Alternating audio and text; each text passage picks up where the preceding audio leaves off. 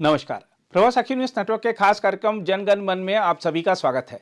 देश में अक्सर जघन्य अपराधों के पीछे बांग्लादेशी घुसपैठियों या रोहिंग्या मुसलमानों का हाथ सामने आता है। मुंबई में फिल्म अभिनेता सैफ अली खान पर हमला करने वाला भी बांग्लादेशी घुसपैठिया निकला। सवाल उठता है कि भारत की कानून व्यवस्था के लिए चुनौतियां पेश कर रहे इन घुसपैठियों की पहचान कर इन्हें देश से निकाला क्यों नहीं जा रहा है। सवाल उठता है कि डोनाल्ड ट्रंप के राष्ट्रपति बनने से अमेरिका में घुसपैठियों के मन में जिस प्रकार का भय है, वैसा ही डर नरेंद्र मोदी जैसे सशक्त नेता के भारत का प्रधानमंत्री होने और अमित शाह जैसे सख्त प्रशासक के भारत का गृह मंत्री होने के बावजूद यहां रह रहे घुसपैठियों के मन में क्यों नहीं है। इस मुद्दे पर सुप्रीम कोर्ट के वरिष्ठ अधिवक्ता और भारत के पीआईएल मैन के रूप में मशहूर श्री अश्विनी उपाध्याय ने जो कुछ कहा है वह सभी को सुनना चाहिए। मुंबई पुलिस ने बताया है कि सैफ अली पे जिसने हमला किया था वो बांग्लादेशी है। और ये मैं कई बार कह चुका हूं कि भारत में बहुत तेजी के साथ जो अपराध बढ़ रहा है इसमें बांग्लादेशी और रोहिंग्याओं का बहुत बड़ा हाथ है। 2017 में मैंने पीआईएल फाइल किया था, उस समय कहा था कि 5 करोड़ बांग्लादेशी और रोहिंग्या भारत में आ चुके हैं। जो 5 करोड़ आए थे वो तो गए नहीं और आना बंद नहीं हुआ है। आज भी बांग्लादेशी भी आ रहे हैं, रोहिंग्या भी आ रहे हैं। चोरी लूट झपटमारी तो कर ही रहे थे, मोबाइल छीन रहे थे, बाकी अपराध कर रहे थे, अवैध हथियारों का कारोबार कर रहे थे, ड्रग स्मगलिंग का काम कर रहे थे, प्रॉस्टिट्यूशन का काम कर रहे थे और अब तो हीरो हीरोइनों पे हमला भी करना शुरू कर दिया। इसका मूल कारण है 1946 का जो फॉरेनर एक्ट है, वो महा घटिया है, महा सड़ा हुआ है। 5 करोड़ से ज़्यादा बांग्लादेशी 2017 में आ गए थे, अब इनकी संख्या तो 6 करोड़ से ज़्यादा हो चुकी है। लेकिन किसी भी बांग्लादेशी घुसपैठिए जो उनकी जो मदद करते हैं, किसी भी मददगार को आज तक सज़ा नहीं हुई। जो लोग बांग्लादेशी रोहिंग्याओं का आधार बनवाते हैं, राशन कार्ड बनवाते हैं, ड्राइविंग लाइसेंस बनवाते हैं, बर्थ सर्टिफिकेट बनवाते हैं, वोटर आईडी बनवाते हैं, उन पे आज तक कार्रवाई हुई नहीं। तो इसलिए जो घुसपैठिए आ रहे हैं आराम से यहाँ बसते चले जा रहे हैं, डॉक्यूमेंट बनवा लेते हैं, बैंक में खाता खुलवा ले रहे हैं, जनधन खाता भी खुलवा ले रहे हैं, वोटर आईडी में नाम जुड़ जाता है, फिर वोटिंग का राइट मिल जाता है, फ्री का मकान ले रहे हैं, मुफ्त में राशन ले रहे हैं, मुफ्त में लोन भी ले रहे हैं, मुफ्त में वजीफा भी ले रहे हैं और अपराध बढ़ा रहे हैं वो तो ऊपर से। दिल्ली की डेमोग्राफी बदल चुकी है, आपके मुंबई की डेमोग्राफी बदल चुकी है। भारत के जितने प्रमुख शहर हैं वहाँ बांग्लादेशी और रोहिंग्या घुसपैठियों के कारण पूरी डेमोग्राफी बदल चुकी है। भारत की राष्ट्रीय सुरक्षा को बहुत बड़ा खतरा पैदा हो गया है। रोहिंग्या बांग्लादेशी भारत की एकता अखंडता को बहुत बड़ा खतरा पैदा हो चुका है। संविधान कहता है देश की एकता अखंडता मजबूत करो। संविधान में जो बातें लिखी हैं उसको लागू करने की जिम्मेदारी सांसद, विधायक, मंत्री और जजों की है, लेकिन उनको भी बांग्लादेशी रोहिंग्याओं के मानवाधिकार की चिंता है और इसलिए उनके ऊपर कोई कार्रवाई नहीं हो रही। घुसपैठ हमारी राष्ट्र की सुरक्षा के लिए खतरा है। जो राष्ट्र की सुरक्षा के लिए खतरा होता है उससे निपटने के लिए हमारे पास एक कानून है, एनएसए, नेशनल सिक्योरिटी एक्ट। लेकिन किसी भी घुसपैठी और उसके मददगार के खिलाफ एनएसए नहीं लगाया जा रहा है। घुसपैठ हमारी एकता अखंडता के लिए खतरा है और जो देश की एकता अखंडता के लिए खतरा हो उससे निपटने के लिए कानून है यूएपीए। 6 करोड़ से ज़्यादा घुसपैठिए भारत में रह रहे हैं, लेकिन किसी भी घुसपैठिए और उसके मददगार के खिलाफ आज तक यूएपीए नहीं लगाया गया।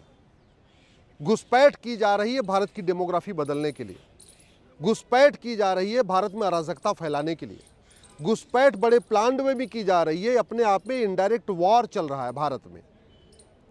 और भारत के जो नया बीएनएस बना है उसमें भी वेजिंग वॉर का प्रावधान है। पहले वाले आईपीसी में भी वेजिंग वॉर का प्रावधान था। वेजिंग वॉर की धारा जिसके ऊपर लगती है उसको आजीवन कारावास और फांसी तक की सजा होती है। लेकिन वेजिंग वॉर की धारा न घुसपैठियों पे लगाई जा रही है न उनके मददगारों पे लगाई जा रही है।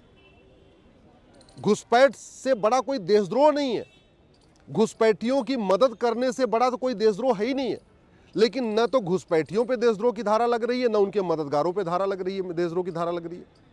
घुसपैठ अपने आप में एक ऑर्गेनाइज क्राइम है।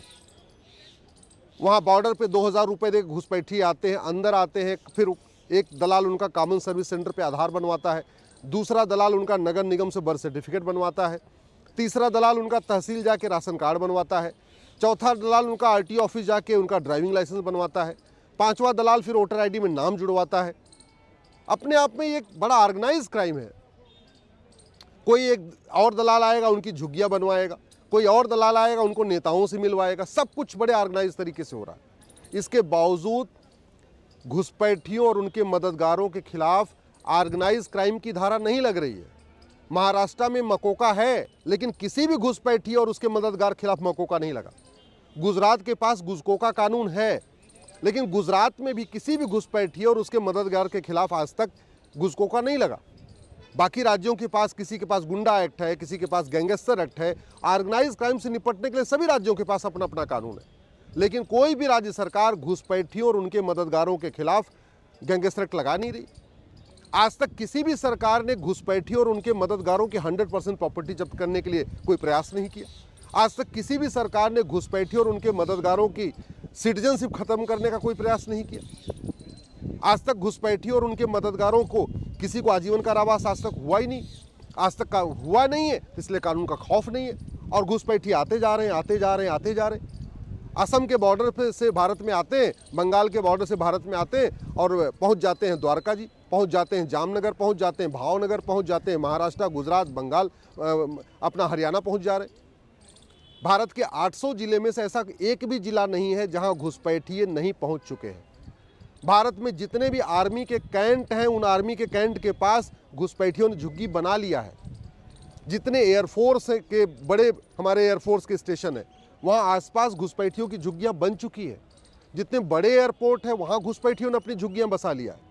जितने VVIPs एरिया हैं, जहाँ जजेस रहते हैं, सांसद रहते हैं, विधायक रहते हैं, बड़े बड़े बंगले बने हुए, वहाँ देखिए घुसपैठियों ने झुग्गी बसा लिया है। आप मुंबई में देख लीजिए, चाहे वो जुहू हो, चाहे वो नरीमन पॉइंट का एरिया हो, चाहे वर्सोवा का एरिया है, चाहे वर्ली का एरिया है, चाहे मालाबार हिल्स है, घुसपैठियों ने अपनी झुग्गियाँ बना लिया है। तो वो बड़े प्लान्ड वे में अलग अलग स्थानों पे इनकी झुग्गियाँ बनती जा रही हैं। उसका मूल कारण ये है, अवैध निर्माण करना गंभीर अपराध नहीं है। झुग्गी बनाना, सार्वजनिक स्थान पे झुग्गी बनाना कोई गंभीर अपराध नहीं है। घुसपैठियों का डॉक्यूमेंट बनवाना कोई गंभीर अपराध नहीं है। फर्जी आधार बनाना, फर्जी राशन कार्ड बनाना, फर्जी ड्राइविंग लाइसेंस बनाना, फर्जी वोटर ID बनाना, ये कोई सीरियस क्राइम नहीं है। घुसपैठ का मूल कारण घूसखोरी है और घूसखोरी कोई गंभीर अपराध नहीं है। कुछ लोग घूसखोरी की बात, घुसपैठ की बात करते हैं, घुसपैठियों को भगाओ, घुसपैठियों को भगाओ, घुसपैठियों को भगाओ, ऐसी बात भी करते, लेकिन कभी नहीं कहते कि घुसपैठी और उनके मददगारों के खिलाफ NSA लगाइए, UAPA लगाइए, वेजिंग वॉर लगाइए, देशद्रोह लगाइए, गैंगस्टर एक्ट लगाइए। कुछ लोग कई बार कहते हैं NRC लागू करो, NRC लागू करो, लेकिन कभी कानून बदलने की बात नहीं करते कि जो 1946 का फॉरेनर एक्ट है, ये घटिया है, सड़ा हुआ है, इसीलिए घुसपैठिए भारत में आ रहे हैं, इस कानून को बदलो। आखिर दुबई में कोई घुसपैठिया क्यों नहीं जाता? आखिर ये कुवैत में, बहरीन में ये बांग्लादेशी रोहिंग्या क्यों नहीं जाते? ये बांग्लादेशी रोहिंग्या चीन क्यों नहीं जाते? ये बांग्लादेशी रोहिंग्या जापान क्यों नहीं जाते? बांग्लादेशी रोहिंग्या सिंगापुर क्यों नहीं जाते? बांग्लादेशी रोहिंग्या भारत ही क्यों आते हैं? भारत आने का एक बड़ा कारण ये है, एक तो 4000 किलोमीटर की बाउंड्री पूरी खुली हुई है, दूसरा भारत का कानून सड़ा हुआ है, और जब अंदर आ जाते हैं तो मानवाधिकार के नाम पे उनके साथ में वकील भी खड़े हो जाते हैं, उनके साथ जज भी खड़े हो जाते हैं, उनके साथ सांसद विधायक भी खड़े हो जाते हैं। घुसपैठिए जब वोटर ID में नाम जुड़वा लेते हैं, ओट जीवी, नोट जीवी, सत्ता जीवी जो देश के गद्दार नेता हैं, वो उनका समर्थन करना शुरू कर देते हैं। समाधान इसका यही है, कानून बदलना पड़ेगा। समाधान ये है कि बॉर्डर पे आपको ऊंची दीवार बनवाना पड़ेगा। मैं सरकार से आग्रह करता हूं, 1 साल के लिए सारे प्रोजेक्ट रोक दीजिए। 1 साल के लिए जितने रेलवे के प्रोजेक्ट हैं, जितने एयरपोर्ट के प्रोजेक्ट हैं, जितने बंदरगाह के प्रोजेक्ट, सब प्रोजेक्ट रोक दीजिए। देश में जितने मिस्त्री हैं, जितने लेबर हैं, सबको भारत के बॉर्डर पे लगाइए। यूपी, बिहार, बंगाल के जितने मिस्त्री लेबर हैं, इनको जहाँ जहाँ ये काम कर रहे हैं, इनको सबको बुला के बॉर्डर पे लगा दीजिए। 4000 किलोमीटर लंबी बाउंड्री है, कोई बहुत ऐसा नहीं कि 20,000 किलोमीटर लंबी बाउंड्री है या 50,000 किलोमीटर लंबी बाउंड्री, मात्र 4000 किलोमीटर लंबी बाउंड्री। अगर देश की सारी कंस्ट्रक्शन कंपनियों को वहीं लगा दिया जाए, सारे मिस्त्री लेबर को एक बार वहीं लगा दिया जाए, साल भर के अंदर पूरा का पूरा बॉर्डर, भारत का बॉर्डर सुरक्षित हो जाएगा।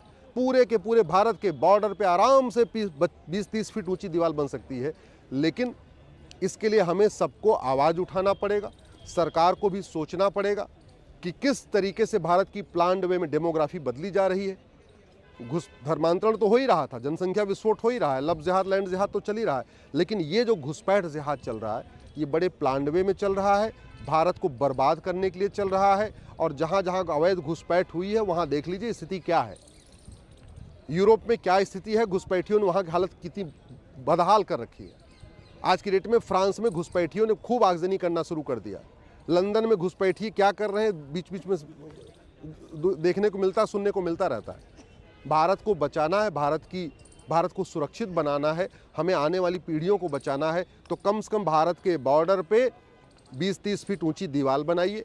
सारा काम छोड़ दिए, सारे विकास के काम छोड़ दीजिए। हम कहते हैं 1 साल तक अगर हाईवे नहीं बनेगा, एक्सप्रेसवे नहीं बनेगा, बुलेट ट्रेन नहीं बनेगी, रेलवे नहीं बनेगा, नया रेलवे नहीं बनेगा, नया हाईवे नहीं बनेगा, नया एक्सप्रेस नहीं बनेगा, कोई फर्क नहीं पड़ रहा।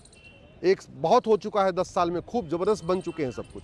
1 साल केवल और केवल भारत को सुरक्षित बनाने में हमें काम करना चाहिए। बाउंड्री ऊंची हो, कानून कठोर हो, भ्रष्टाचार के खिलाफ कठोर कानून हो, क्योंकि घुसपैठ का मूल कारण घूसखोरी है। जब तक घूसखोरों को कठोर सजा नहीं मिलेगी तब तक घुसपैठ नहीं रुकेगी। जब तक भ्रष्टाचारियों को आजीवन कारावास फांसी नहीं होगा तब तक घुसपैठ नहीं रुकेगी। तो कानून भी बदलने की ज़रूरत है, दीवार भी ऊंची करने की ज़रूरत है।